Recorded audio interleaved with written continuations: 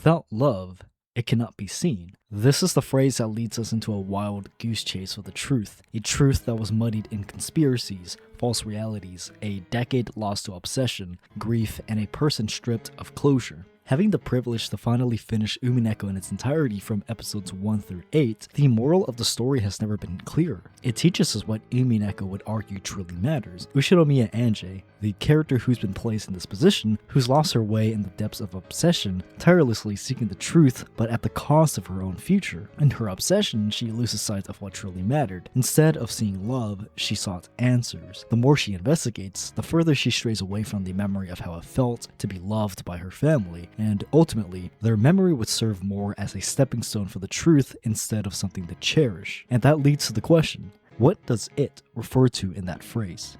Simply, it refers to the truth. Without love, the truth cannot be seen. And Umineko's argument for the truth is not what happened on Rokkenjima, but the legacy of the Ushiromiya family. And that is a very beautiful message to end on. But with all that said, I would like to give more of my thoughts on this visual novel as I had done in the past in a previous video, though that was when I was still reading the questions arc. Now that I've completed both installments, I think I have much more authority to speak on Umineko, discuss the themes I enjoyed and even aspects I disagreed with, to Umineko's benefit. Coming into the answers arc, I was expecting something more or less the same as the questions arc. Another 4 episodes of fighting against Beatrice in her games, breaking free from the purgatory, and for Battler to return home. Of course, that doesn't really happen. While Battler does continue playing the witch's game, it's no longer Beatrice who he is against, but other witches, mainly Burncastle and Lem Delta, even finding himself as the game master in a couple episodes, which gave new depth to the overall story. The namesake of the game, Answers arc, really does dictate the type of experience you get. In the questions arc, every new episode gave me more questions that I could ever think to solve, and conversely, the Answers arc gave me so many answers through its subtlety and revelations that I felt I couldn't keep up with it.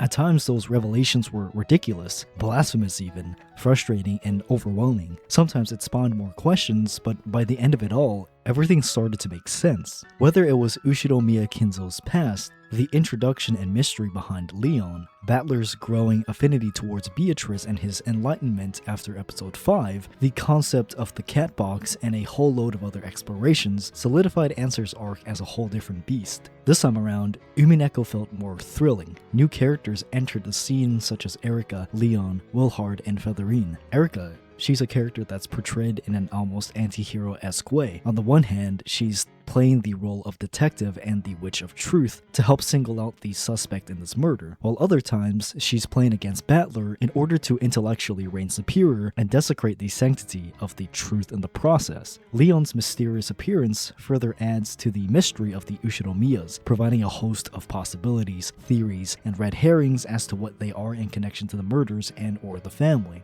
Along with Wilhard's appearance, he offers to play detective and, unlike Erika, pursue the messy web of deceit, lies, and the truth of Leon in the symbolic role that they play in a dignified fashion. And lastly, with Featherine's role in crafting these infinite realities and sporadic clues that fuels the hysteria behind the 1986 Rokkenjima incident, it had only served to convolute the truth further. That is to say, Umineko is one hell of a messy visual novel, and that's by design. And it's within that deliberate chaos that Umineko explores its telling themes that all happen to coincide with one another. Similar to the questions arc, these last 4 episodes presented themes of love and truths, along with this idea of a cat box. They all intermingle to create a greater narrative about the Ushiromiya tragedy. But before we can even discuss the greater implications, what do I mean when I say cat box? Throughout Umineko, and especially in the Answers arc, there's this analogy of a cat box, to which the game describes as some sort of vault. A vault that seals the truth of what happened on Rokkenjima in 1986. Essentially, it's a metaphor based on Schrodinger's cat, and I won't even pretend to know what that is, but do check it out if you're curious. But using what I know from Umineko, this cat represents the state of the Rokkenjima Murders as an unobserved event that holds multiple contradictory accounts simultaneously inside of a box. As long as the box remains closed, the Rokkenjima Murders will have an infinite amount of truths and interpretations from the outside world. Inside the cat box remains the singular truth, but without the possibility for it to open, conspiracy theories theories may even be accepted as fact. But how does this cat box tie into everything else? The presence of this cat box is a manifestation of the singular truth that Battler, along with the rest of the deceased members of the Ushinomiya family, want to keep sacred to themselves. This is true for the outside world, but especially for Ange, the last remaining Ushinomiya in 1998. Inevitably, with his cat box, as touched upon earlier, gives rise to other unobserved and personal truths, whether that be Ange's idea that her family is still alive and will come back, or the barrage of media attention on the Rokkenjima situation. In pursuit of an answer, publicity regarding the Rokkenjima incident devolves into the acceptance that whatever happened on the island can only be the work of a murderous culprit. And we soon find out that's far from the truth, but that cat box never opened, so the truth will never surface. But now the question is, how does the theme of love play into the cat box? Because remember, without love, the truth cannot be seen. Apart from being an unobserved and likely cold case for the public, the cat box serves as a final parting gift for Ange. Rather than it being open just for her, the existence of the box forces her to question why it is that she, the only person who deserves the truth of her family, cannot look inside. As mentioned in the introduction of this video, that reason is clear, because Ange, in the pursuit of the truth, blindsided herself into obsession, losing sight of what was truly important. It wasn't what happened in 1986 that Umineko argues is important, but the love that was present during the family conference at the time of the incident. More so, the cat box wanted to express to Ange that honoring her family's memory by living for herself was much more important than digging herself into an endless abyss created by her obsession. Ironically, even her pursuit of the truth led back to her preconceived notions that Ava, her aunt, was the sole culprit. No new revelation could exonerate Ava or cast her as anything but a devil in Ange's eyes. Her hatred had effectively blinded her to the very heartbreak Ava was desperately shielding her from. By keeping the box closed, the story argues that a loving uncertainty is better than a cold, painful reality. It's a bittersweet conclusion to Ange's journey, forcing her to choose between the closure of a culprit and the peace of a mystery. But as compelling as this philosophy and the themes are, I have some positive thoughts and disagreements I'd like to share. One of the many things I really enjoy about Umineko is how unreliable of a narrator it can be. It's certainly inevitable, especially given how central the cat box analogy is. In fact, it's probably Umineko's identity.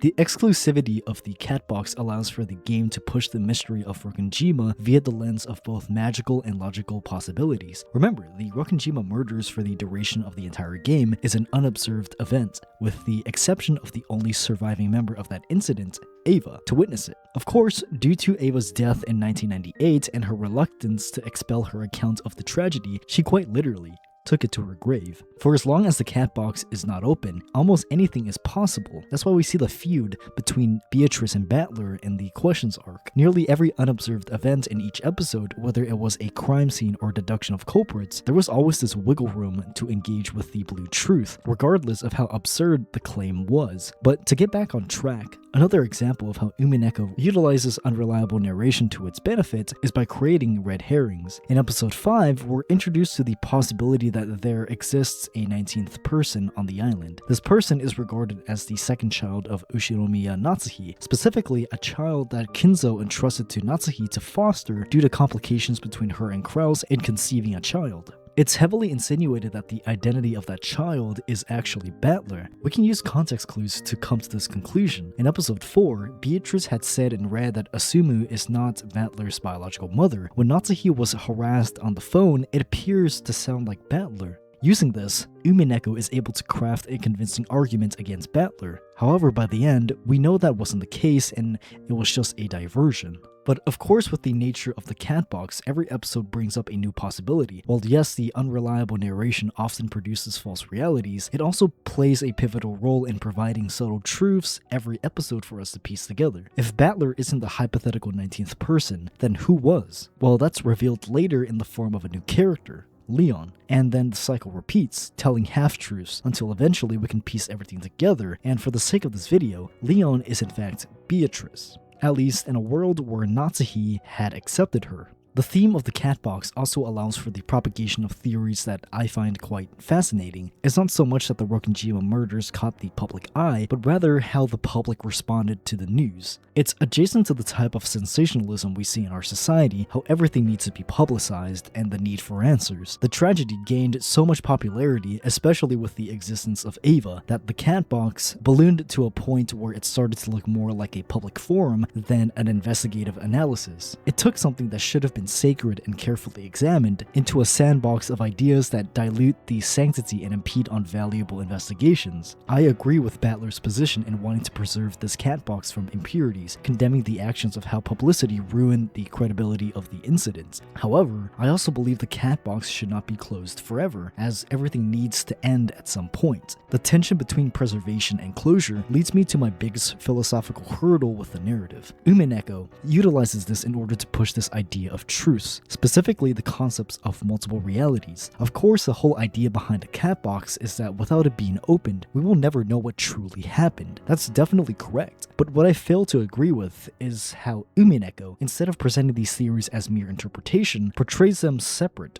but equal realities. Umineko utilizes the cat box in order to conflate interpretation with reality, which is something I fundamentally disagree with. That's due to my presupposition for objective reality, the idea that there is a singular truth dictated by observable reality and data. Umineko likes to play with the idea of multiple realities in both the personal and theoretical sense. That is to say, everyone's subjective experience is a reality, which may or may not contradict another person's reality. The issue with that is reality is not subjective and cannot be applied to people, but interpretation can. However, this disagreement in semantics does not discredit Umineko. In fact, it strengthens my love for the visual novel. Then there's the moral of the story, which is something I'm on the fence about. As mentioned earlier, what Umineko really is trying to convey is that the truth isn't as important as we think it is. If we inspect Ange, we see a character whose obsession over the truth is only harming her as she throws away years of her childhood and possibly her entire future in its pursuit. The truth is only important as it serves a purpose. Umineko claims that the truth, at least for Ange, should not matter. Rather, what matters is the loving memory of her family and how she can live her own life. That by itself, I can agree with. What good is the truth if it only leads someone to waste the rest of their lives? Her obsession brings her down a dark path where only hatred permeates, as seen with her resentment of Ava, as well as death waiting at Ange's doorstep. But I would then ask the question, if the truth isn't as important as Umineko claims it to be, then why portray Ange as this girl who's never gotten the proper closure she needed to begin with? Why portray her with this extreme resentment? Why portray her obsession over the truth?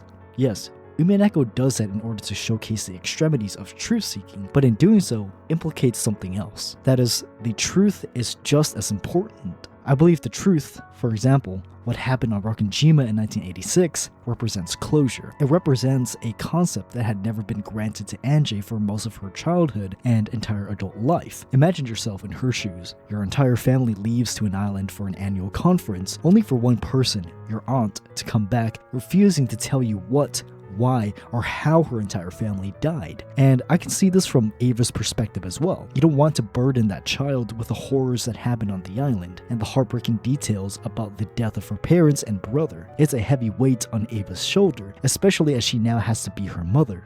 But we can also understand why Ange is so hell-bent on the truth. All she wanted was to know why her family had to die. All she wanted was to have that bit of closure, allowing her to properly heal from the traumatic loss. I believe the truth is important because, much more than closure, it allows us to operate within reality, to enhance our understanding and become better people. And besides, it's within our nature. We are inquisitive beings, we constantly question and learn things, we have a natural want for answers to have everything figured out. That is why I can only half agree with Umineko's morals. The truth is just as important as our experiences. The truth of Rokkenjima is just as important as the Ushiromiya legacy. Closure is important.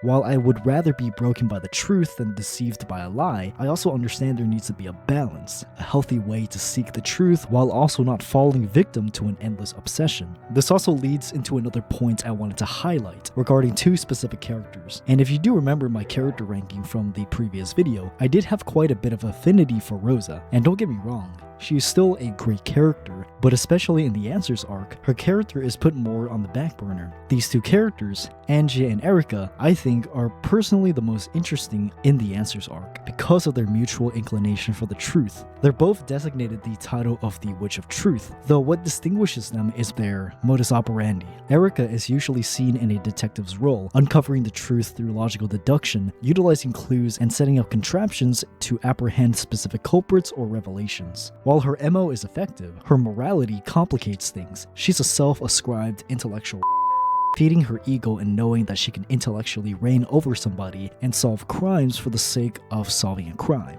Ange, in comparison, much less than a detective, is a truth seeker that operates on logical deduction like Erika, but fueled by obsession. And sometimes that obsession leaks out of desperation and a yearning for her family to return. Ange's moral compass lies within the confines of this obsession, resulting in her to go on this rabbit hole of a journey through lies, deceit, and theories in order to find even a semblance of the truth. The concept of truth is very appealing to me because it is a moral pillar that objective reality sits upon. It's a philosophical principle that is debated and likely can never truly be answered. But if we're looking at it from a personal level, we can break it down into very simple ideas. I do not enjoy being lied to. I do not enjoy being left out of the loop, especially when it concerns me. I do not want to live knowing I haven't tried enough to find out what is virtuous and beautiful. I want to seek the truth. That is why these two characters piqued my interest. They both operate on the same basis of seeking the truth, and yet have wildly different means to ascertain it. Reading through the visual novel, I had always noticed my alignment with them in what they did, given similar habits. Whether they had questionable ethics didn't prevent me from enjoying them for who they were. They were both compelling characters that represented different sides of the same coin. Ultimately, the tragedy of Rokkenjima isn't just about what happened in the past nor the complexity of the truth, it's about how we choose to carry that weight into the future. With that balance in mind, it's time to bring the cat box to a close and give my final verdict on this journey. Ultimately, Umineko stands as a messy, beautiful, and intellectually taxing masterpiece that forces us to grapple with the heavy weight of the cat box. While I still find myself at odds with its conflation of interpretation and reality, the journey through Rokkenjima has been nothing short of a masterpiece. It's not all that often that I come across a visual novel that challenges my worldview head-on like Umineko has. To its merit, it quite honestly deserves a top spot in my VN rankings. Moreover, it's a story that challenges our natural inquisitiveness, pushing us to realize that while the truth is a moral pillar of our existence, it shouldn't be a cage that traps us in the past or strips away the sanctity of our memories. Completing this visual novel has been one hell of a ride, one that has affirmed my perspective on what it means to seek closure. Whether we find ourselves aligned with Erika's cold deduction or Ange's desperate search for her family's love, we are reminded that truth is only as important as the purpose it serves. In the end, Umineko isn't just about solving a crime, it's about learning to live beyond the tragedy. It is a profound exploration of the human heart that proves beyond a shadow of a doubt that without love, the truth cannot be seen.